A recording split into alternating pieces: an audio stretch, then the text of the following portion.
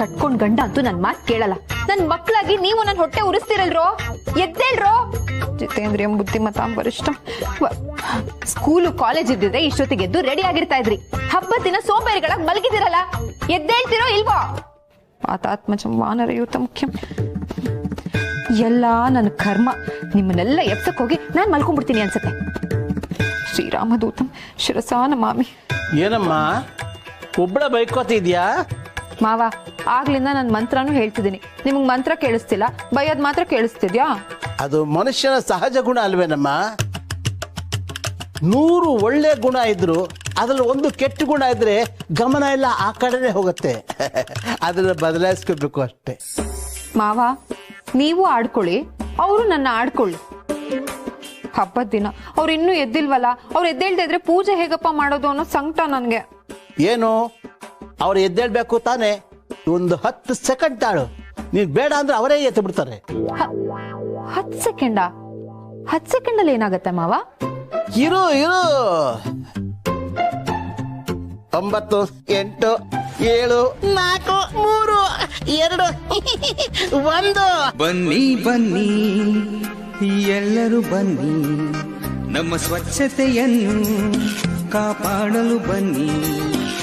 ಕಸ ಕಡ್ಡಿಗಳನ್ನು ಬೇರ್ಪಡಿಸಿ ತನ್ನಿ, ಪೌರ ಕಾರ್ಮಿಕರಿಗೆ ಸಹಕರಿಸಿ ಬನ್ನಿ ಬನ್ನಿ.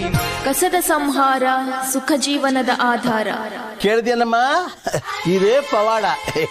ಈ ಹಾಡು ಕೇಳಿದ ಕೂಡಲೇ ಜಿರ್ಲೆ ಸ್ಪ್ರೈ ಹೊಡೆದ್ರೆ ಜಿರ್ಲೆಗಳೆಲ್ಲ ಪುತು ಅಂತ ಹೇಗೆ ಹೊರಗಡೆ ಬಂದ್ಬಿಡ್ತೋ ಹಾಗೆ ರೂಮಿಂದ ಎಲ್ಲ ಹೊರಗಡೆ ಬಂದ್ಬಿಡ್ತಾರೆ.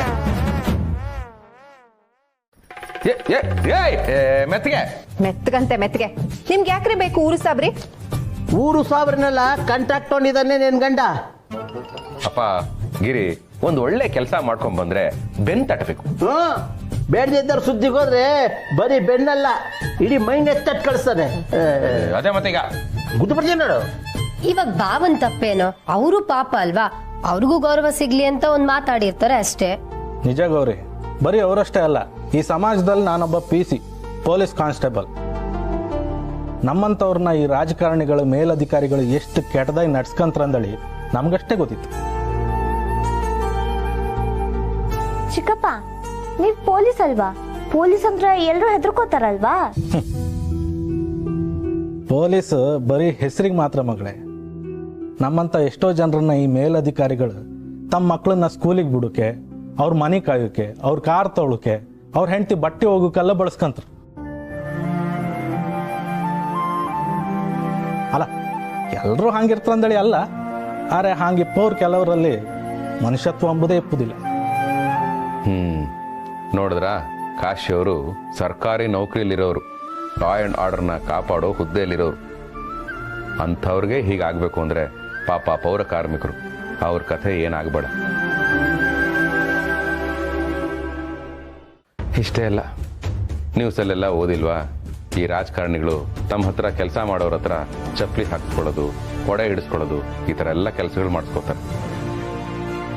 ಆ ಕೆಲಸಕ್ಕೆ ಅಂತಾನೆ ಬಂದಿರೋರ ಹತ್ರ ಅಂಥ ಕೆಲಸ ಮಾಡಿಸ್ಕೊಂಡ್ರೆ ತಪ್ಪಿಲ್ಲ.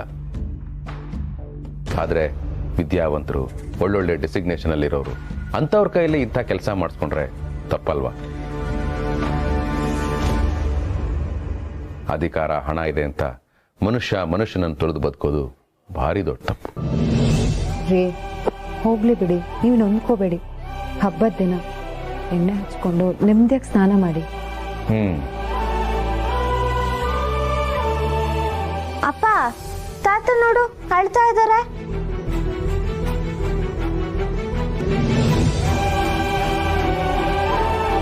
ಅಯ್ಯ, ಯಾಕಪ್ಪ ಪ್ರತಿ ಹಬ್ಬದಲ್ಲೂ ಅಳ್ತಾ ಇರ್ತೀಯ? ಓ, ನಮ್ಗೆಲ್ಲ ಎಣ್ಣೆ ಹಚ್ತಾ ಇದಾರೆ, ನಿನಗೆ ಎಣ್ಣೆ ಹಚ್ಚಕ್ಕೆ ಅಮ್ಮ ಇಲ್ವಲ್ಲ ಅಂತ ಯೋಚನೆ ಮಾಡ್ತಾ ಇದೀಯಾ? ಕಣ, ನನಗೆ ನಿಮ್ಮ ಅಮ್ಮನ ನೆನಪಾಯ್ತು, ಅದಕ್ಕೆ ಅಳು ಬಂತು.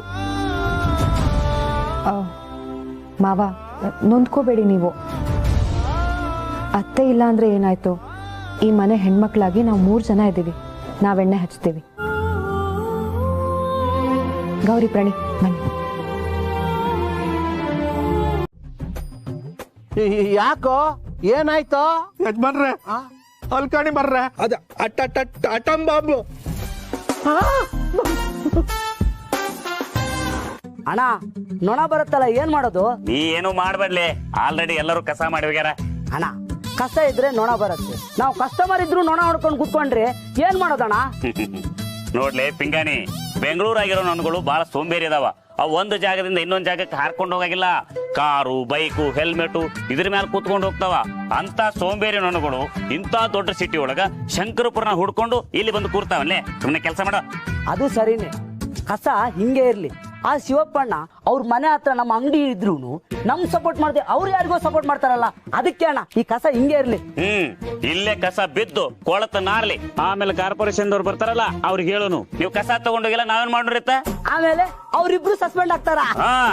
ಅಲ್ಲೇ ಊರಾಗ 12 ಎಕರೆ ಸಾವುಕಾರ ನಾನು. ನನಗೆ ಇವರು ಜುಜುಬಿ ಕಸದವ್ರ ಹತ್ರ ಕ್ಷಮೆ ಕೇಳಂತಾರಲ್ಲ, ಆಗಂಗಿಲ್ಲ. 2 ಬನ್ನು ಟೀ ಕುಡಿ ಸರ್.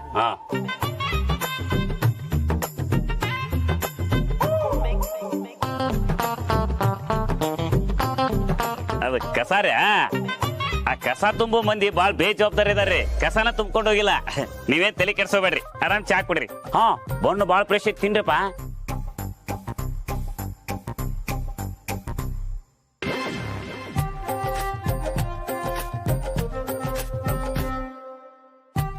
ಸರ್ ಡಸ್ಟ್ಬಿನ್ ಎಲ್ಲಿದೆ? ಡಸ್ಟ್ಬಿನ್ ಇಲ್ರಿ, ಅಲ್ಲಿ ಕಸ ಐತ್ಲ ಅದ್ರಾಗ ಹಾಕ್ರಿ. ಅಯ್ಯೋ ಅಲ್ಲಯ್ಯ, ಇವ್ರಿಗೆ ಅರ್ಥನೇ ಆಗೋದಿಲ್ವಲ್ಲ. ವಯಸ್ಸಾದವ್ರು ಇರ್ತಾರೆ, ಗರ್ಭಿಣಿ ಹೆಂಗಸಿರ್ತಾರೆ, ಹಾರ್ಟ್ ಪೇಷಂಟ್ ಇರ್ತಾರೆ. ಇಂಥ ಜಾಗದಲ್ಲಿ ಇಂಥ ದೊಡ್ಡ ಪಟಾಕಿ. ಮೊದ್ಲೇ ಪಟಾಕಿ ಇದ್ರೆ ಭಯ. ಪುಣ್ಯಕ್ಕೆ ಪೊಲೀಸ್ ಜೊತೆಲಿದ್ದಾನೆ. ಲೇ ನೀನೇ ನನ್ನ ಕಾಪಾಡು. ಅಯ್ಯೋ ಯಜಮಾನ್ರೆ, ನಾನು ಟೈಮ್ ಬಾಂಬು, ನೆಲ ಬಾಂಬು, ನ್ಯೂಕ್ಲಿಯರ್ ಬಾಂಬಿಗೂ ಹೆದರುದಿಲ್ಲ. ಆದ್ರೆ ಈ ಅಟ್ಟಂ ಬಾಂಬು ಲಕ್ಷ್ಮಿ ಪಟಾಕಿ ಇತ್ತಲ್ಲ, ಅದಂದ್ರೆ ನಂಗೆ ಭಯಂಕರ ಹೆದರಿಕೆ ಮರ್ರೆ. ನೀವೇ ನನ್ನನ್ನು ಕಾಪಾಡಿ ಮರ್ರೆ. ಯಾವ ಸೀಮೆ ಪೊಲೀಸ ನೀನು? ಅಯೋಗ್ಯ.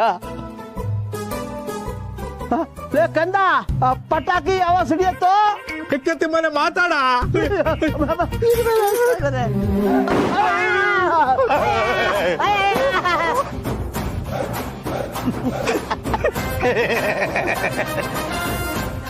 ಯಜಮಾನ್ರೆ, ನಾನು ಹೇಳಿ ಹೆದರ್ಕಂತೆ ಒಪ್ಕಂತೆ, ಅರೆ ನೀವು ಹೆದರ್ಕೊಂಡ್ರೆ ಹೌದಲ್ದ? ನನಗೆ ನಿನ್ನಷ್ಟು ಹೆದರಿಕೆ ಇಲ್ಲ. ಯಾಕೆ ಅಂತಂದ್ರೆ ನನಗೆ ಕಣ್ಣು ಕಿವಿ 2 ಮುಂದ. ಸುಮ್ಮನೆ ಆಕ್ಟ್ ಮಾಡಿದೆ.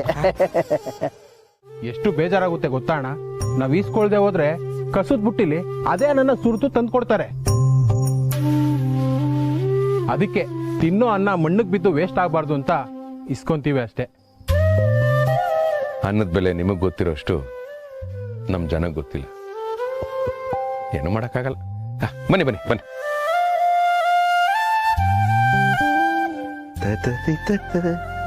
ಬನ್ನಿ ಬನ್ನಿ ಬನ್ನಿ ಬನ್ನಿ, ಕೂತ್ಕೊಳ್ಳಿ. ಸಂಕೋಚ ಪಟ್ಕೋಬೇಡಿ, ಕೂತ್ಕೊಳ್ರಪ್ಪ. ನೀವು ಒಳ್ಳೆ ಕೂತ್ಕೊಳ್ಳಿ ಕೂತ್ಕೊಳ್ಳಿ. ಶಿವಕೃಪಾ ಮನೆಯ ಎಲ್ಲ ಸದಸ್ಯರೇ ಬನ್ನಿ ಬನ್ನಿ ಬನ್ನಿ. ರೀ, ವಿಶೇಷವಾದ ಅತಿಥಿಗಳು ಬರ್ತಾರೆ ಅಂದ್ರೆ? ನಾನು ಆವಾಗ್ಲಿಂದ ಹೇಳ್ತಾ ಇದ್ದಿದ್ದು, ನೀವ್ ಯಾರು ಯಾರು ಅಂತ ಕೇಳ್ತಾ ಇದ್ದಿದ್ದು. ಆ ವಿಶೇಷ ಅತಿಥಿಗಳು ಇವರೇ.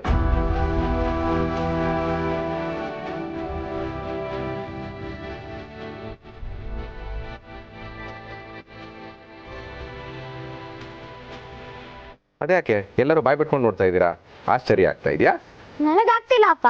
ನೀನ್ ಯಾವಾಗ ಇವ್ರು ಮತ್ತೆ ಇವ್ರ ಕೆಲ್ಸದ ಬಗ್ಗೆ ಹೇಳ್ಕೊಟ್ಯೋ ಆಗ್ಲೇ ನಂಗೆ ಇವ್ರ ವ್ಯಾಲ್ಯೂಸ್ ಅರ್ಥ ಆಯ್ತು. Very good. ನಮ್ಮ ಮನಸ್ಸಲ್ಲಿರೋ ಕಸನ ಹೊರಗೆ ಹಾಕೋಣ ನಾವು ಭಗವಂತ ಅಂತ ಕರಿತೀವಿ. ನಮ್ಮ ಮನೆ ಕಸನ, ನಮ್ಮ ಸುತ್ತಮುತ್ತಲಿನ ಕಸನ ಹೊರಗೆ ಹಾಕೋ ಇವ್ರ್ಯಾಕೆ ನಮಗೆ ವಿಶೇಷ ಅತಿಥಿಗಳಾಗಬಾರ್ದು?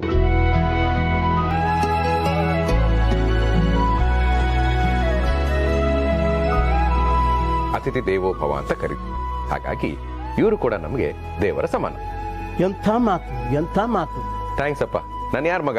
ನಿನ್ ಮಗ ಅಲ್ವಾ? ನಾನು ಆಗ್ಲೇ ಹೇಳಿದ್ದೆ, ದೀಪಾವಳಿ ಹಬ್ಬದ ದಿವಸ ಎಲ್ಲರೂ ಸಹಜವಾಗಿ ಲಕ್ಷ್ಮೀ ಪೂಜೆ ಮಾಡ್ತಾರೆ, ನಾವು ವಿಶೇಷವಾಗಿ ಏನಾದ್ರೂ ಮಾಡೋಣ ಅಂತ. ಎಲ್ಲಿ ಸ್ವಚ್ಛತೆ ಇರುತ್ತೋ ಅಲ್ಲಿ ಲಕ್ಷ್ಮಿ ಇರ್ತಾಳೆ. ಇವರು ಸ್ವಚ್ಛತೆಯ ರಾಯಭಾರಿಗಳು. ಇವರನ್ನ ಗೌರವ ಪೂರ್ವಕವಾಗಿ ನಾವು ಸತ್ಕಾರ ಮಾಡಿದ್ರೆ ಆ ಲಕ್ಷ್ಮಿ ಖಂಡಿತ ಮೆಚ್ತಾಳೆ, ಅಲ್ವಾಗಿರಿ? ನೀವೇನೇ ಮಾಡಿದ್ರು ಅದ್ ಸರಿಯಾಗೇ ಇರುತ್ತೆ ರೀ. ಥ್ಯಾಂಕ್ ಯು ಹಾ ಪ್ರಣಿ ಒಳಗಡೆ ಒಂದು ಕವರು ಸ್ವೀಟ್ ಇಟ್ಟಿದ್ದೀನಿ ತಗೊಂಬೋಗು. ಶೋಪನ ಓ ಕಾಂತೆಗ್ ತಕ್ಕ ಬಂತೆ ಏನ್ರಪ್ಪ ಇವ್ರನ್ನ ಡೈರೆಕ್ಟ್ ಆಗಿ ಮನೆಗೆ ಕರ್ಕೊಂಡ್ ಬಂದಿದ್ದೀನಿ ಅಂತ ಅದಕ್ಕೂ ಕ್ವೈರಿ ಹಾಕಕ್ ಬಂದ್ರ? ಇಲ್ಲ ಶಿವಪ್ಪಣ್ಣ, ನಮ್ಮಿಬ್ರದ್ದು ತಪ್ಪಾಯ್ತು ಅಂತ ಕೇಳಕ್ ಬಂದ್ವಿ. ನೀವು ನಮ್ಗೆ 2 ದಿನ ಟೈಮ್ ಕೊಟ್ಟಿದ್ರಿ. ಮುಂಜಾನೆಯಿಂದ ಸಂಜೆ ತನಕ ಈ ಪೌರ ಕಾರ್ಮಿಕರು ಇಲ್ಲ ಅಂದ್ರೆ ನಮ್ಮ ಪರಿಸ್ಥಿತಿ ಏನಾಕೈತಿ ಅಂತ ಆ ಭಗವಂತ ನಮಗೆ ತೋರಿಸ್ಬಿಟ್ಟಾರಿ. ದಯವಿಟ್ಟು ಇವ್ರ ಹತ್ರ ಕ್ಷಮೆ ಕೇಳಕ್ಕ ನಮಗೆ ಅವಕಾಶ ಮಾಡಿಕೊಡ್ರಿ. ಅಯ್ಯೋ ಹೋಗ್ಲಿ ಬಿಡಿ ಬಸಣ್ಣ, ಈ ಸಣ್ಣ ವಿಷಯಕ್ಕೆಲ್ಲ ಯಾಕೆ ಕ್ಷಮೆ ಕೇಳ್ತೀರಾ? ಅದ್ ಹೆಂಗ ಬಿಡಾಕಾಗ್ತೈತಪ್ಪ? ಮಾಡಿರೋ ತಪ್ಪು ಸಣ್ಣದೋ ದೊಡ್ಡದೋ ಅದನ್ನ ತಿದ್ಕೋಬೇಕು. ನಾವು ತಿದ್ಕೊಂಡಿವಿ, ನಮ್ಮಿಂದ ತಪ್ಪಾಗೈತಿ, ನಮ್ಮನ್ನ ಕ್ಷಮಿಸಿಬಿಡ್ರಿ. ಇನ್ಯಾವತ್ತೂ ನಾವು ನಿಮ್ಮಂತಲೇ ಅಹಂಕಾರದಿಂದ ನಡ್ಕೊಳಾಗಿಲ್ಲ, ಕ್ಷಮಿಸ್ರಿ. ಸರಿ ಹೋಗ್. ಈ ಪ್ರಪಂಚನೇ ಭಗವಂತಂದು, ಅಂಥದ್ರಲ್ಲಿ ನನ್ನ ಜಾಗ ನಿಮ್ಮ ಜಾಗ ಅಂತ ಏನಿದೆ ಹೇಳಿ? ಎಲ್ಲರೂ ಹೇಳ್ತಾರಷ್ಟೇ, ಯಾರು ಮಾಡಲ್ಲ. ಅಯ್ಯೋ ಯಾಕಪ್ಪ ಹಾಗೆ ಹೇಳ್ತೀಯಾ? ನಾನು ಮಾಡ್ತೀನಿ. ಹೌದಾ? ಮತ್ತೆ ಯಾಕೆ ಮಾತಾಡ್ತಾ ಟೈಮ್ ವೇಸ್ಟ್ ಮಾಡ್ತಿದ್ದೀರಾ? ಏನು ಮಾಡಬೇಕು ಅಂತ ಕರ್ಕೊಂಬಂದ್ರೋ ಮಾಡಿ. ಗಿರಿ, ಇವ್ರಿಗೆ ಪಾದ ಪೂಜೆ ಮಾಡಬೇಕು, ಅದಕ್ಕೆ ರೆಡಿ ಮಾಡ್ಕೊಂಬ. ಪಾದ ಪೂಜೆನಾ? ನಾನು ಹೇಳಿಲ್ವಾ? ಹೇಳೋದು ತುಂಬ ಸುಲಭ, ಮಾಡೋದು ಕಷ್ಟ. ನೋಡಿ ನಿಮ್ಮ ಹೆಂಡತಿ ಹೆಂಗೆ ಬೆಪ್ಪಾಗಿ ನಿಂತವ್ರೆ ಅಂತ. ಚಚೆ, ಯಾಕಪ್ಪ ಹಾಗೆ ಹೇಳ್ತೀಯಾ? ನಾನೇನು ಬೇಡ ಅಂತ ಹೇಳಿಲ್ವಲ್ಲ. ಈ ಮನೆಗೆ ಯಾರೇ ಬಂದರೂ ಅವ್ರು ನಮಗೆ ದೇವ್ರ ಸಮಾನ. ಅತಿಥಿ ದೇವೋಭವ ಅನ್ನೋ ಮಂತ್ರನೇ ಈ ಮನೆನ ನಮಗೆ ಸ್ವಂತ ಆಗೋ ಹಾಗೆ ಮಾಡಿದ್ದು. ಇರಿ, ತರ್ತೀನಿ.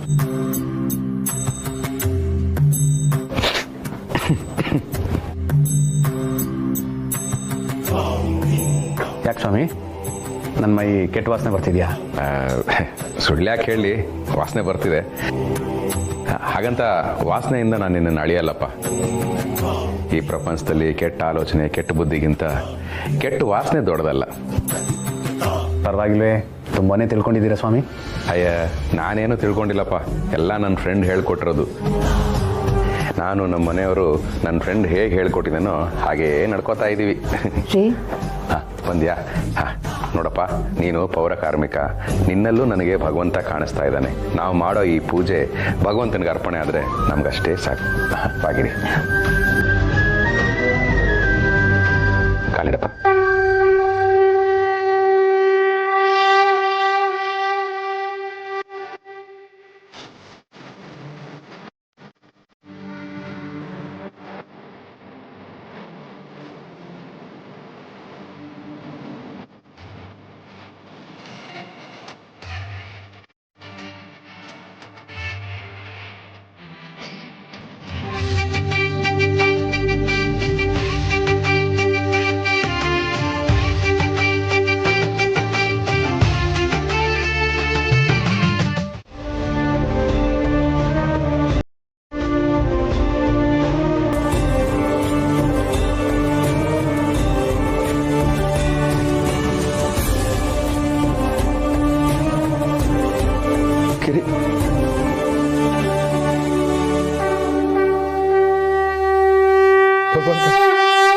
ನನ್ನನ್ನು ಪರೀಕ್ಷೆ ಮಾಡೋಕೆ ಅಂತಾನೆ ಬಂದಿಯ?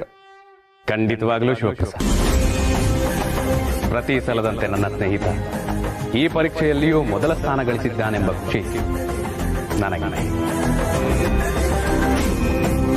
ಪೌರ ಕಾರ್ಮಿಕರ ವಿಚಾರದಲ್ಲಿ ನಿನ್ನ ನಿರ್ಧಾರ, ನಿನ್ನ ಗೌರವ, ನಿನ್ನ ಆತ್ಮವಿಶ್ವಾಸ ನನ್ನ ಮನಮುಟ್ಟಿದೆ ಶಿವಪ್ರಸಾದ್. ಥ್ಯಾಂಕ್ಸ್ ಭಗವಂತ, ನನ್ನ ಕೈಲಿ ಇಂಥ ಕೆಲಸ ಮಾಡಿಸೋದಕ್ಕೆ ನಿನಗೆ ಎಷ್ಟು ಥ್ಯಾಂಕ್ಸ್ ಹೇಳಿದ್ರು ಸಾಲದು. ಪ್ರತಿಯೊಬ್ಬ ವ್ಯಕ್ತಿಯೂ ಇರಬೇಕಾಗಿರೋದು ಹೀಗೆ ಶಿವಪ್ರಸಾದ್.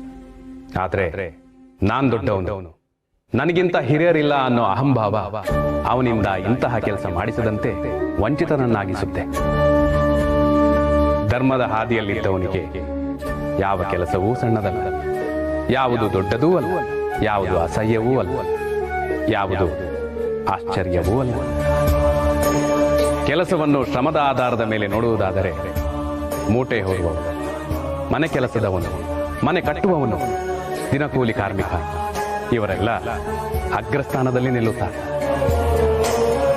ಆದರೆ ಕೆಲಸವನ್ನು ವಿದ್ಯೆ ಜ್ಞಾನದಿಂದ ಅಳೆದಾಗ ಅಗ್ರಸ್ಥಾನದಲ್ಲಿರುವ ಕಾರ್ಮಿಕರು ಕೆಳಹಂತದ ಕೆಲಸಗಾರರು ಎಂದು ಕರೆಯಲ್ಪಡುತ್ತಾರೆ. ಆದರೆ ನಿಜವಾದ ಜ್ಞಾನ ಹೊಂದಿರುವವನಾರು ಮನುಷ್ಯನನ್ನು ಕೆಲಸದಿಂದ ಅಳೆಯೋದಿಲ್ಲ. ಶಿವಪ್ರಸಾದ್, ಈಗ ನೀವು ಮಾಡ್ತಿರೋದೇನು? ತಪ್ಪು ಮಾಡಿ ಜನರ ಹಣವನ್ನ ಕೊಳ್ಳೆ ಹೊಡೆದು ಮೋಸ ಮಾಡಿ ಬದುಕ್ತಾ ಇರೋ ನಾಯಕರುಗಳ ಪಾದ ಮುಟ್ಟುತ್ತೀರ. ಯಾರಿಗೂ ಮೋಸ ಮಾಡದೆ ನ್ಯಾಯವಾಗಿ ಬೆವರು ಸುರಿಸಿ ದುಡಿಯುವ ಶ್ರಮಜೀವಿಗಳನ್ನ ತುಳಿಯುತ್ತೀರ. ಬೀದಿ ಬದಿ ವ್ಯಾಪಾರಿಗಳು, ಹೋಟೆಲ್ ಸಪ್ಲೈಯರ್ಸ್, ಮನೆ ಮನೆಗೆ ವಸ್ತುಗಳನ್ನ, ಆಹಾರಗಳನ್ನ ಪೂರೈಸುವಂತ ಡೆಲಿವರಿ ಹುಡುಗರು, ಆಟೋ ಕ್ಯಾಬ್ ಚಾಲಕರು, ಸೇಲ್ಸ್ ಮ್ಯಾನ್, ಸೆಕ್ಯೂರಿಟಿ ಗಾರ್ಡ್, ಈ ರೀತಿ ಹಲವಾರು ಕೆಲಸಗಳನ್ನ ಮಾಡಿ ಬದುಕು ಕಟ್ಕೊಂಡಿರೋ ಜನರನ್ನ ನೀವು ಹಿಡಿದು ಕರೆಯೋದಿಲ್ಲ. ಯಾಕೆ? ಅವ್ರಿಗೆ ಹೆಸರಿಲ್ವಾ? ಅಥವಾ ನಿಮ್ ಬಾಯಿಂದ ಅವ್ರ ಹೆಸರು ಬರೋದಕ್ಕೆ ಅವ್ರಿಗೆ ಅರ್ಹತೆ ಇಲ್ಲ? ಕೆಲಸ ಚಿಕ್ಕದೇ ಆಗಿರ್ಬೋದು, ಆದ್ರೆ ಅದಕ್ಕೆ ಅದರದ್ದೇ ಆದ ಗೌರವವಿದೆ, ಅದರದ್ದೇ ಆದ ಜವಾಬ್ದಾರಿ ಇದೆ. ಆದರೆ ಒಂದು ವಿಷಯ ನೆನಪಿರುತ್ತೆ, ಇಷ್ಟು ದೊಡ್ಡ ಪ್ರಪಂಚನ ನೋಡ್ತಿರೋದು ಇಷ್ಟು ಚಿಕ್ಕ ಕಣ್ಣುಗಳೇ ಅಲ್ಲವೇ. ನನ್ನ ಸೃಷ್ಟಿಯಲ್ಲಿ ಎಲ್ಲರೂ ಒಂದೇ, ನ್ಯಾಯವಾಗಿದ್ದರಷ್ಟೇ ಬೆಲೆ. ಆ ನ್ಯಾಯ ಸಿಗೋದಿಕ್ಕೆ ಸಾಧ್ಯವಾಗುವುದು ಕೆಲಸದಿಂದ, ವ್ಯಕ್ತಿತ್ವ. ಕಲ್ ಬೀಳೋದು ಜಾಸ್ತಿ ಆಗಿವೆ. ಗಿರ್ಜವ್ರೆ, ಇನ್ನೊಂದು ವಿಷಯ, ನನ್ಗೆ ಬೆಳಗಿನ ಜಾವ ಒಂದ್ ಕನ್ಸ್ ಬಿದ್ದಿತ್ತು ರೀ. ಆ ಕನ್ಸಲ್ಲಿ ನೀವು ದೇವತೆ ಆಗ್ಬಿಟ್ಟಿದ್ರಿ. ನಿಮ್ಗೆ ತುಂಬಾ ಶಕ್ತಿ ಬಂದ್ಬಿಟ್ಟಿತ್ತು ರೀ. ಆ ಸ್ವಾಮಿ ಹೇಳಿದ್ದಕ್ಕೂ ಇದಕ್ಕೂ ಏನಾದ್ರೂ ಸಂಬಂಧ ಇದೆಯಾ? ಗಿರ್ಜವ್ರೆ, ಪಾತ್ರೆ ಇದೆ, ನೀರಿದೆ, ಉಜ್ಜಕ್ಕೆ ಬ್ರಷ್ ಇದೆ, ಸೋಪೆ ಇಲ್ಲ ರೀ. ಈಗೇನು ಸೋಪ್ ಬೇಕಾ? ಕರೆಕ್ಟಾಗಿ ಹೇಳಿದ್ರಿ. ತಂದೆ ಇರಿ. ಅಪ್ಪ ಭಗವಂತ, ಎಲ್ರ ಮನೆ ಅಕ್ಕಪಕ್ಕದಲ್ಲೂ ಗಿರ್ಜೋರ್ ಅಂತವ್ರು ಒಬ್ರು ಇದ್ಬಿಟ್ರೆ ನಮ್ಮಂತವ್ರಿಗೆ ತೊಂದ್ರೆನೇ ಇರಲ್ಲ. ದೇವ್ರೆ, ಅವ್ರನ್ನ ಚೆನ್ನಾಗಿಟ್ಟಿರಪ್ಪ. ಥ್ಯಾಂಕ್ಸ್ ರೀ ಗಿರ್ಜಾ. ಗಿರ್ಜವ್ರೆ, ಇನ್ನೊಂದು ವಿಷಯ, ನಮ್ಮ ಯಜಮಾನ್ರು ಮೊಬೈಲಲ್ಲಿ ನೋಡ್ಬಿಟ್ಟು ಬಿಸಿ ಅನ್ನದ ಜೊತೆ ಕಾಯಿ ಚಟ್ನಿ ತುಪ್ಪ ತಿನ್ಬೇಕು ಅಂತಿದ್ರು. ಚಟ್ನಿ ಮಾಡಿದ್ರೆ ನನ್ನ ಕೆಲಸ ಮುಗ್ದೆ ಹೋಯ್ತು. ಈಗೇನು ಕಾಯ್ಬೇಕಾ? ಪಾತ್ರೆ ತೊಳೆಯೋರ್ಗು ಕಾಯ್ತೀನಿ. ವೇಸ್ಟ್. ನಮ್ಮನೇಲಂತೂ ಕಾಯಿಲ್ಲ. ನಿಮಗೆ ಕಾಯಿ ಬೇಕೇ ಬೇಕು ಅಂದ್ರೆ ಮರದಿಂದನೇ ಉದಿರ್ಬೇಕು. ದೇವತೆ ನೋಡ್ದಂತೆ ಆಗ್ಲಿ.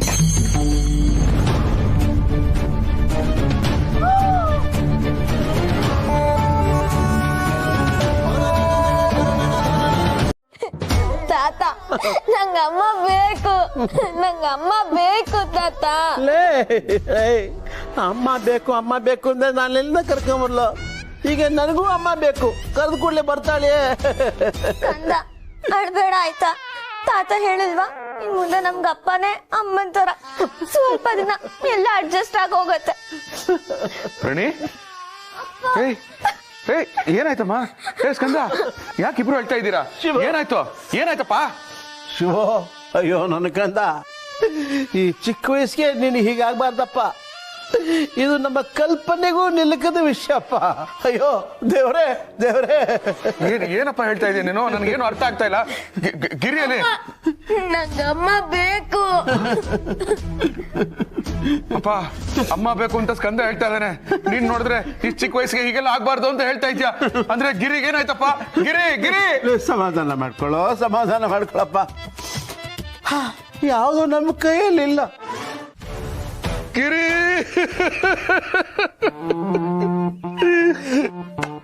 ಹೇಳ್ದೆ ಕೇಳಿದೆ ಹೋಗ್ಬಿಟ್ಟ. ಗಿರಿ, ಏನ್ ಅರ್ಜೆಂಟ್ ಆಗಿತ್ತು ನಿನಗೆ?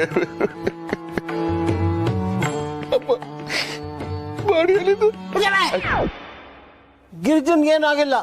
ದೇವ್ರ ಮನೆ ಇದ್ದಾಳೆ, ಹೋಗಿ ನೋಡು. ದೇವ್ರ ಮನೆ ಇದ್ದಾಳ? ಏನೂ ಆಗಿಲ್ವಾ?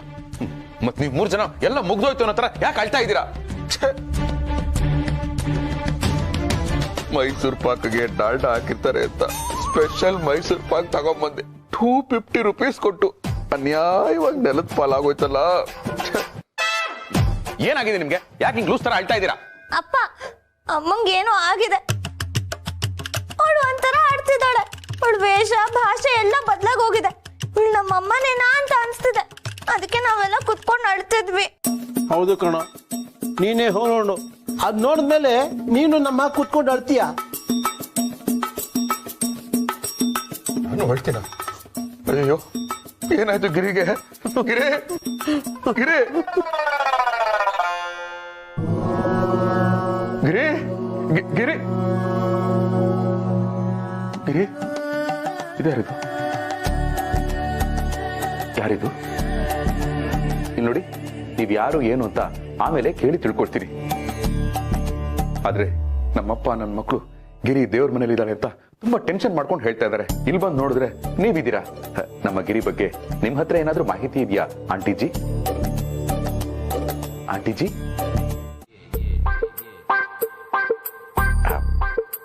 Excuse me. ಹೇಳು ಮಗು. ಅಯ್ಯೋ ಗಿರಿ, ಮಗು ಮಗು ಅಂತ ಹೇಳಿ ಹೇಳಿ ಪದೇ ಪದೇ ಯಾಕೆ ಗಿರಿ ಟಾರ್ಚರ್ ಇಡ್ತಾ ಇದೀಯಾ? ನೋಡು, ನಿನಗೋಸ್ಕರ ಏನ್ ತಂದಿದ್ದೀನಿ ಅಂತ. ಎಡಗೈಯಲ್ಲಿ ಮೈಸೂರು ಪಾಕು, ಬಲಗೈಯಲ್ಲಿ ಮೈಸೂರು ಮಲಗೆ. ಓಹೋ, ಹೂವೇ? ಹೂವೇ ಹೂವೇ ಹೂವೇ ಹೂವೇ ನಿನ್ನಿ ಧ್ಯಾನಕ್ಕೆ ಕಾರಣವೇನೆ, ಹೇಳಿ ಪುಣ್ಯ ಕಟ್ಕೊಳ್ಳೆ. ಪುಣ್ಯವಲ್ಲ, ಪಾಪ. ಪಾಪವನ್ನು ಕಳೆದುಕೊಳ್ಳಲು ಬರುವ ಜನ ಹೂವನ್ನು ಕಿತ್ತು ತಂದರು. ಆದರೆ ಅವರಿಗೇನು ಗೊತ್ತು, ಪಾಪವನ್ನು ಕಳೆದುಕೊಳ್ಳುವ ಭರದಲ್ಲಿ ನಗುವ ಹೂವನ್ನೇ ಕಿತ್ತು ಇನ್ನೊಂದು ಪಾಪವನ್ನೇ ಮಾಡಿಬಿಟ್ಟರು. ಅರ್ಥವಾಯಿತೇ ಮಗು? ಗಿರಿ, ಬೇಕಾದ್ರೆ ನನ್ನ ಕಾಲರ್ ಇಟ್ಕೊಂಡು ನನ್ನ ಮಗನೇ ಅಂತ ಬೈದು ಕಪಾಳಕ್ಕೆ 4 ಬಾರಿಸು, ಐ ಡೋಂಟ್ ಮೈಂಡ್. ಆದ್ರೆ ಪದೇ ಪದೇ ಮಗು ಮಗು ಮಗು ಅಂತ ಕರಿಬೇಡ್ವೆ. ನಾನು ನಿನ್ನ ಕುತ್ತಿಗೆಗೆ 3 ಗಂಟೆ ಹಾಕಿರೋ ಗಂಡ ಗಂಡ. ಗಂಡರ ಗಂಡ, ಗಂಡ ಬೇರುಂಡ, ಗಂಡ ಪ್ರಚಂಡ, ಗಂಡ ಮಾರ್ತಾಂಡ, ಗಂಡ ಉದ್ದಂಡ. ಇದೆಲ್ಲ ಜಗತ್ತಿಗೆ ಒಬ್ಬನೇ, ಪರಮೇಶ್ವರ. ಅಯ್ಯೋ ಹೇ ಗಿರಿ, ಯಾಕೆ ಯಾಕೆ ನನ್ಗೆ ಹೊಟ್ಟೆ ಉರಿಸ್ತಾ ಇದ್ಯಾ? ನೋಡು, ನಿನಗೇನಾದ್ರೂ ಬೇಕಾದ್ರೆ ಬಾಯಿ ಬಿಟ್ಟು ಕೇಳು.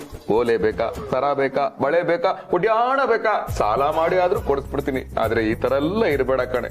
ಮಕ್ಳು ಮರಿ ಬೇಡ ಅಂತ್ಯ, ಸಂಸಾರ ಇಲ್ಲ ಅಂತ್ಯ, ಸಾಲದಕ್ಕೆ ಕಟ್ಕೊಂಡ ಗಂಡನ್ನೇ ಮಗು ಮಗು ಮಗು ಅಂತ ಕರಿತಾ ಇದ್ಯಾ. ನಂದು ಹಾಳಾಗೋಗ್ಲಿ. ನಿಮ್ಮಪ್ಪನ ವಯಸ್ಸಾಗಿದೆ, ನಮ್ಮಪ್ಪನಿಗೆ ಅವ್ರನ್ನೇ ಮಗು ಮಗು ಅಂತಿದ್ಯಲ್ಲ, ಯಾಕೆ ಯಾಕೆ ಯಾಕೆ? ನಾನು ಎಲ್ಲರಿಗೂ ಮಾತೆ, ಅದಕ್ಕೆ ನನಗೆ ಯಾವ ಬಂಧನವೂ ಇಲ್ಲ. ನಾನು ಹುಟ್ಟಿರುವ ಕಾರಣ ಲೋಕ ಕಲ್ಯಾಣ. ಲೋಕ ಕಲ್ಯಾಣ. ಅಯ್ಯಪ್ಪ, ಸಂಬಂಧಗಳು ನಿನ್ನ ಜೊತೆಗಿರುವಷ್ಟೇ ದಿನ ನಿನ್ನ ಲೆಕ್ಕ. ಇರದೆ ಹೋದಾಗ ನಿನ್ನ ಪಕ್ಕ ಎಲ್ಲವೂ ಕೋಳಿ ಪುಕ್ಕ. ಇದು ನಾನು ಬರೆಯಬೇಕೆಂದುಕೊಂಡಿದ್ದ ಹೊಸ ಪದ್ಯ. ಇದನ್ನ ನಿನ್ನ ದಿನಚರಿಯ ಪುಸ್ತಕದಲ್ಲಿ ಬರೆದಿಟ್ಟುಕೋ. ಗಿರಿಜಾ ಮಾತೆಯ ಸುಭಾಷಿತಗಳು ಅಂತ, ಮುಂದೆ ಯೂಸ್ ಆಗಬಹುದು. ಅಯ್ಯೋ ಗಿರಿ, ಇದೆಲ್ಲ ಯಾಕೆ ಗಿರಿ? ನನ್ನ ಮಾತು ಕೇಳು. ಒಂದೇ ಒಂದ್ಸರಿ ಈ ಮೈಸೂರು ಮಲ್ಲಿಗೆ, ಮೈಸೂರು ಪಾಕು, ಇದರ ವಾಸನೆಯನ್ನ ತಗೋ. ಇದರ ವಾಸನೆಯಿಂದ ನಿನಗೆ ಹಳೆಯದೆಲ್ಲವೂ ನೆನಪಾಗಿ ನೀನು ಮತ್ತೆ ಮೊದಲಿನ ಗಿರಿ, ನನ್ನ ಗಿರಿ ಆಗ್ತೀಯ. ದಯವಿಟ್ಟು ಪ್ಲೀಸ್ ಒಂದೇ ಒಂದ್ಸರಿ ಮೂಸು. ಮಗು, ನಾನು ನಿನಗೆ ಸಮಾಧಾನದಿಂದ ಹೇಳುತ್ತಿದ್ದೇನೆ. ಮೌನವಾಗಿ ಇಲ್ಲಿಂದ ಹೊರಟು ಬಿಡು. ಇಲ್ಲವಾದರೆ ನಾನು ನನ್ನ 3ನೇ ಕಣ್ಣನ್ನು ಬಿಡಬೇಕಾಗುತ್ತದೆ. ಆಗ ನೀನು ಸುಟ್ಟು ಭಸ್ಮವಾಗುತ್ತೀಯ. ಇಷ್ಟು ಚಿಕ್ಕ ವಯಸ್ಸಿಗೆ ನೀನು ಭಸ್ಮವಾಗುವುದು ನನಗೆ ಇಷ್ಟವಿಲ್ಲ.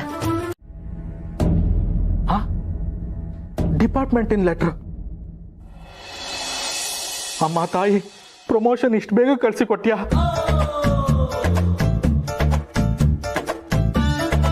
ಅಮ್ಮ ಗಿರಿಜಾ ಮಾತೆ, ನಿನ್ನ ಪವಾಡನ ನಾನು ಈಗಲೇ ಅರಿತೆ.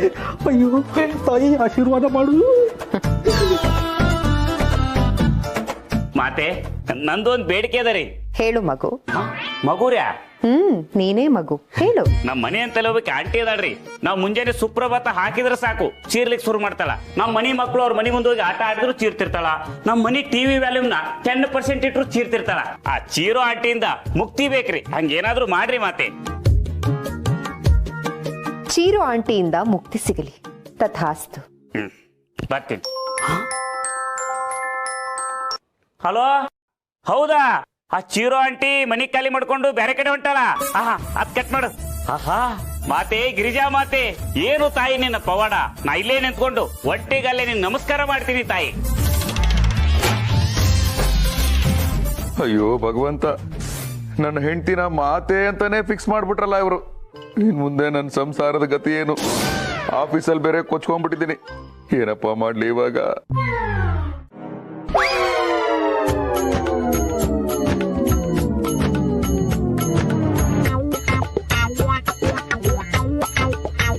ಒಂದೇ ಒಂದು ತಿನ್ನು ಕಂದ. ಊಟ ಬೇಡ, ಅಮ್ಮ ಬೇಕು. ಅಮ್ಮ ಇಲ್ಲೇ ಇದ್ರಲ್ಲ ಮರೆಯ, ಒಂದೇ ಒಂದು ತುತ್ತು ತಿನ್ನು ಮಗನೇ. ನಂಗೆ ಈ ಅಮ್ಮ ಬೇಡ, ಬೇಕು. ಇದು ಹಳೆ ಅಮ್ಮನೆ ಮರೆಯ. ಆರ ಹೊಸ ಗೆಟಪ್ ಹಾಕೊಂಡು ನಮ್ಗೆಲ್ಲ ಟೆನ್ಷನ್ ಕೊಡ್ತಿದ್ರು ಅಷ್ಟೇ.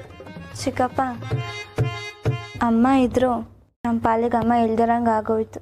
ಎಂತ ಚಿಂತೆ ಮಾಡ್ತೆ ಮಗ, ಎಲ್ಲ ಒಳ್ಳೇದಾಗ್ತ. ಏನ್ರಿ ಒಳ್ಳೇದಾಗುತ್ತೆ? ನಿಮಗೆ ಪ್ರಮೋಷನ್ ಸಿಕ್ತು ಅಂತ ಎಲ್ರಿಗೂ ಒಳ್ಳೇದಾಗುತ್ತೆ ಅಂತ ಅನ್ಕೊಂಡಿದ್ದೀರಾ? ಮಕ್ಳು ಏನು ತಿಂದೆ ಇಲ್ಲ, ಚಿಂತೆ ಆಗದೆ ಇರುತ್ತಾ ಹೇಳಿ? ದಿನ ಅಮ್ಮ ಇಷ್ಟೊತ್ತಿಗೆ ನಮ್ಗೆ ಬಿಸಿ ಬಿಸಿಯಾಗಿ ಅಡ್ಗೆ ಮಾಡಿ ನಮಗ್ ಬಡಿಸ್ತಿದ್ಲು. ಚಿಕ್ಕಮ್ಮ, ಅಮ್ಮ ಮೊದ್ಲಿನ ತರ ಆಗಲ್ವಾ? ನನಗೂ ಅದೇ ಪ್ರಶ್ನೆ ಕಾಡ್ತಿದೆ, ಏನು ಗೊತ್ತಾಗ್ತಾ ಇಲ್ಲ.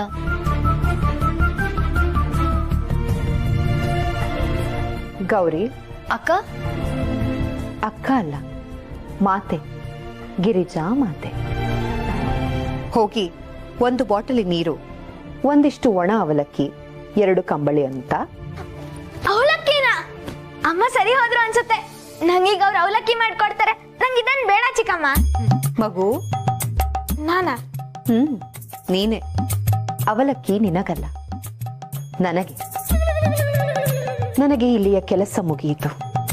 ನಾನಿನ್ನು ಹಿಮಾಲಯದ ಕಡೆ ಯಾತ್ರೆಗೆ ಹೊರಡುತ್ತಿದ್ದೇನೆ. ಗಿರ್ಜಾ ಮಾತೆ, ಎಂತ ಹೇಳ್ತಿದ್ರಿ? ಹಿಮಾಲಯಕ್ಕೆ ಹೋಗಿ ಏನ್ ಮಾಡ್ತೀರಾ? ಲೋಕ ಕಲ್ಯಾಣ ಮಾಡ್ತೀನಿ.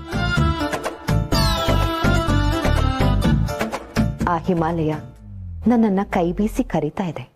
ಇಲ್ಲಿ ಮಕ್ಕಳು ಮರಿಯೆಲ್ಲ ಕರಿತಿರೋದು ಕೇಳಿಸ್ತಿಲ್ವ ತಾಯಿ? ಮಗು ಗೌರಿ. ನಾನಾ?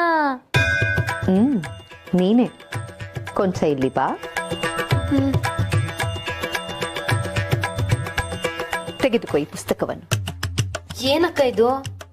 ಅಕ್ಕ ಅಲ್ಲ, ಮಾತೆ, ಗಿರಿಜಾ ಮಾತೆ. ಗಿರಿಜಾ ಮಾತೆ? ಹೇಳಿ ಗಿರಿಜಾ ಮಾತೆ. ಇದು ನಾನೇ ಬರೆದಿರೋ 3 ಸಾಲಿನ ಆಧ್ಯಾತ್ಮಿಕ ಪದ್ಯಗಳು. ಇದರ ಹೆಸರು ತಿಂಕು ತಿಮ್ಮನ ಹಗ್ಗ ಅಂತ. ಹಗ್ಗ ಅಂತ ಯಾಕೆ ಕರಿಬೇಕು ಅಂತ ನೀವು ಕೇಳಬಹುದು. ಹಗ್ಗ ನಮ್ಮನ್ನ ಕಟ್ಟ ಹಾಕತ್ತೆ, ಆದ್ರೆ ಈ ಹಗ್ಗ ನಮ್ಮನ್ನ ಭವಬಂಧನಗಳಿಂದ ಮುಕ್ತ ಮಾಡುತ್ತೆ. ಅದು ಹೇಗೆ ಅನ್ನೋದನ್ನ ನೀವು ಥಿಂಕ್ ಮಾಡಬೇಕು. ಅದಕ್ಕೆ ಇದರ ಹೆಸರು ತಿಂಕು ತಿಮ್ಮನ ಹಗ್ಗ ಅಂತ. ಕಲರ್ ಸೀರೆನೆಲ್ಲ ಬಿಚ್ಚಾಕ್ಬಿಟ್ಟವಳು ಸರ್. ಬಿಳಿ ಸೀರೆನೆ ಉಟ್ಕೊಂಡವಳೆ ಸರ್. ಆಮೇಲೆ ಈ ಪೋಸ್ಟ್ ಆಫೀಸ್ ಅಲ್ಲಿ ಬರ್ತದಲ್ಲ ಸರ್ ಸೀಲು, ಆ ತರ ಸೀಲ್ ನಲ್ಲಿ ಕೆಂಪು ಕುಂಕುಮನ ಇಷ್ಟಾಗಲ್ಲ ಹಣೆಗ್ ಮಾಡಿಕೊಂಡವಳು ಸರ್. ಮಾತೆತ್ತಿದ್ರೆ ಮಗು ಅಂತಾಳೆ ಸರ್, ಬಾಯ್ ಬಿಟ್ರೆ ಅಯ್ಯೋ ಲೋಕ ಕಲ್ಯಾಣ ಅಂತಾಳೆ ಸರ್. ಸ್ವಲ್ಪ ದಿವಸದಿಂದ ಹಿಮಾಲಯಕ್ಕೆ ಹೋಗ್ತೀನಿ ಅಂತ ಇದ್ದಾಳೆ ಸರ್. ನನ್ ಕೈ ಕಾಲೇ ನಡ್ಕ ಬರ್ತಾ ಇದೆ ಸರ್. ಏನ್ ಮಾಡ್ಬೇಕು ಅಂತ ಗೊತ್ತಾಗದೆ ನಿಮ್ಮ ಹತ್ರ ಬಂದು ಹೇಳ್ಕೊಂಡ್ರೆ ಏನಾದ್ರೂ ಪರಿಹಾರ ಕೊಡ್ತೀರಾ ಅಂತ ಬಂದೆ ಸರ್. ಏ ರಾಮಯ್ಯ, ನಿನ್ನ ಆಡ್ಕೋತಾ ಇಲ್ಲ ತಾನೆ? ಆಡ್ಕೊಳ್ಳೋದು ನಾನು ಯಾಕೆ ಸರ್ ನಿಮ್ಮನ್ನ ಆಡ್ಕೊಳ್ಳಿ? ಮತ್ತೆ ನೀನ್ ಇಷ್ಟೊತ್ತು ಹೇಳ್ದಲ್ಲ, ಇದನ್ನ ನೀನು ಕದ್ದು ನೋಡಿದ್ದ ಅಥವಾ ಕದ್ದು ಕೇಳಿಸ್ಕೊಂಡಿದ್ದ? ಕದ್ದಿದ್ದಲ್ಲ ಸರ್, ನನ್ನ ಜೀವನದಲ್ಲಿ ನಡೀತಾ ಇರೋದು ಸರ್. ರಾಮಯ್ಯ ಹೇಳ್ತಿರೋದು ಕೇಳಿದ್ರೆ ರಾಮಯ್ಯನ ಹೆಂಡ್ತಿರು ನಮ್ ಗಿರಿ ತರನೇ ಆಡ್ತಿದ್ದಾಳಲ್ಲ. ಯಾವುದಕ್ಕೂ ಕನ್ಫರ್ಮ್ ಮಾಡ್ಕೊಳ್ಳೋಣ. ರಾಮಯ್ಯ, ನಿನ್ ಹೆಂಡತಿ ಪುಸ್ತಕ ಏನಾದ್ರು ಬರೀತಾಳ? ಹ್ಞೂ ಸರ್, ಪುಸ್ತಕದ ಜೊತೆ ಅದೆಂತೆದೋ ಕೆಟ್ಟ ಕವಿತೆ ಬರೀತಾಳ ಸರ್. ಅದನ್ನ ನೋಡೋದಿರ್ಲಿ, ಕೇಳಕ್ಕೂ ಆಗಲ್ಲ ಸರ್. ಅದೆಂತದೋ ಪುಸ್ತಕ ಸರ್, ತಿಂಕು ತಿಮ್ಮನ ಹಗ್ಗ ಅಂತೆ ಸರ್. ತಿಂಕು ತಿಮ್ಮನ ಹಗ್ಗ ಸರ್, ಹಗ್ಗ ಸರ್. ಒಂದ್ ಕವಿತೆ ಬರ್ದಿದ್ದಾಳೆ, ಉದಾಹರಣೆಗೆ ಹೇಳ್ತೀನಿ. ಮಳೆ ನಿಂತು ಹೋದ ಮೇಲೆ ಹನಿಯೊಂದು ಮೂಡಿದೆ ಅಂತೆ. ಗಂಡ ಆಫೀಸಿಗೆ ಹೋದ ಮೇಲೆ ಕೆಲಸ ಏನು ಉಳಿದಿದೆ. ಜೀವನ ಸಾಕಾಗಿದೆ, ಕಲಾಸಿ ಪಾಳ್ಯ ಕರಿತಿದೆ. ಕ್ಷಮಿಸಿ ಸರ್, ಹಿಮಾಲಯ. ಓಹೋ, ಇಲ್ಲಿ ಏನೋ ವಿಷಯ ಇದೆ. ಡೀಟೇಲ್ ಆಗಿ ಸ್ಟಡಿ ಮಾಡಿ ಡೀಲ್ ಮಾಡಬೇಕು.